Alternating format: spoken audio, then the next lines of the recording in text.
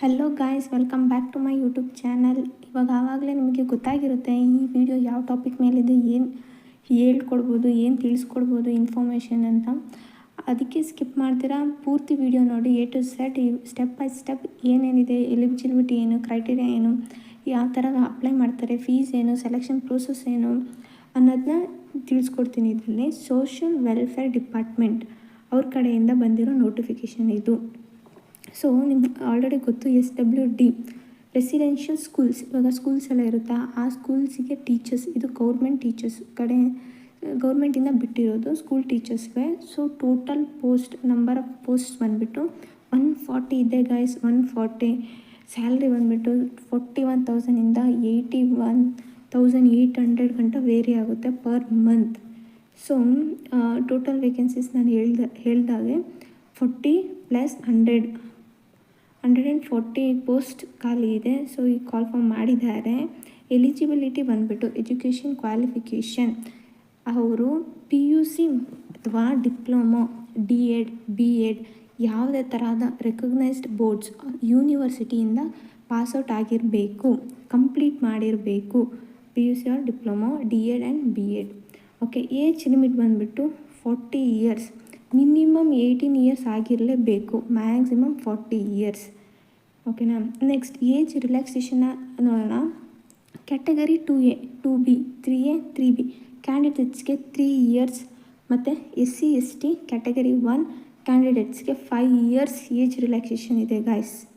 Application ಬಂದು SC/ST category 1 ESM ಕ್ಯಾಂಡಿಡೇಟ್ಸ್ಗೆ 500 rupees ಇದೆ.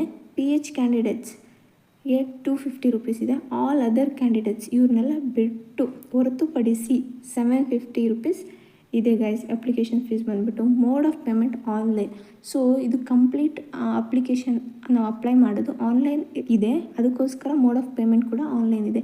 ಯಾವುದೇ ಥರ ಆಫ್ಲೈನ್ ನಾವು ಅಪ್ಲೈ ಮಾಡಲ್ಲ, ಎಲ್ಲ ನಾವು ಆನ್ಲೈನ್ ವೆಬ್ಸೈಟಲ್ಲೇ ಅಪ್ಲೈ ಮಾಡ್ತೀವಿ.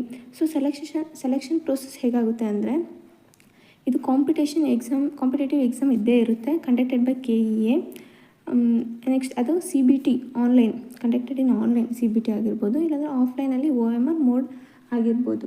ಇದನ್ನು ನೆಕ್ಸ್ಟ್ ಅಪ್ಡೇಟ್ ಮಾಡ್ತೀವಿ ಇದ್ರ ಬಗ್ಗೆ ಹೇಗೆ ಏನು ಅಂತ. So Karnataka social welfare department ಬಂದುಬಿಟ್ಟು ವೆಬ್ಸೈಟ್ನ ಪ್ರೊವೈಡ್ ಮಾಡ್ತಾರೆ. KEA ಅವ್ರದ್ದು ವೆಬ್ಸೈಟ್ ಇರುತ್ತೆ. ಸೊ ಆ ವೆಬ್ಸೈಟಲ್ಲೇ ಅಪ್ಲಿಕೇಶನ್ ಲಿಂಕ್ ಇರುತ್ತೆ ಅಪ್ಲೈ ಮಾಡೋದು.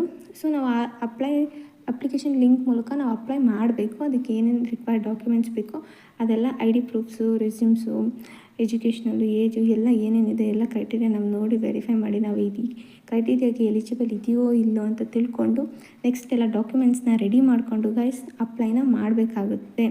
ಸೊ ಇವಾಗ ಈ ವಿಡಿಯೋದಲ್ಲಿ ಎಲ್ಲ ತಿಳಿಸ್ಕೊಟ್ಟಿದ್ದೀನಿ. ನಿಮ್ಗೆ ಏನಾದ್ರೂ ಅಪ್ಲೈ ಮಾಡೋಕ್ಕೆ ಏನಾದರೂ ಇಶ್ಯೂಸ್ ಇದ್ದರೆ ಸೊ ಕಮೆಂಟ್ಸಲ್ಲಿ ತಿಳಿಸಿ, ಅದ್ರ ಬಗ್ಗೆನೂ ವಿಡಿಯೋ ಮಾಡಿ ಕ್ಲಾರಿಫೈ ಮಾಡ್ತೀನಿ ಎಲ್ಲ ಕಮೆಂಟ್ಸು.